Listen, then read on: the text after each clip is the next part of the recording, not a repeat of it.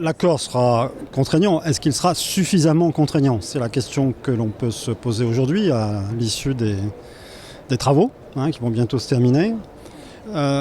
Nous, personnellement, nous travaillons sur l'enjeu de la place des océans dans le cœur des négociations. Ce n'est pas le cas, évidemment, puisque ça n'était pas dans l'agenda des négociations. Donc ce que nous espérons, c'est que ça rentre dans l'agenda futur, que l'océan, avec toutes ses caractéristiques très importantes pour le climat, la préservation de l'océan, c'est préserver le climat.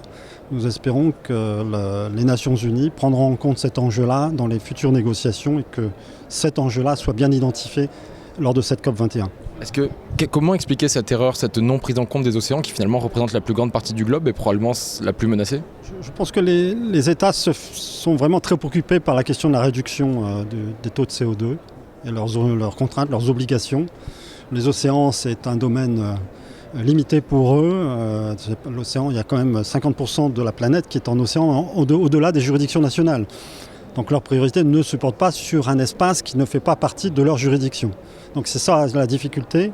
Mais ça, c'est le rôle des Nations Unies de s'intéresser à des enjeux qui ne concernent pas forcément les États en particulier, mais l'ensemble de la communauté internationale. Merci.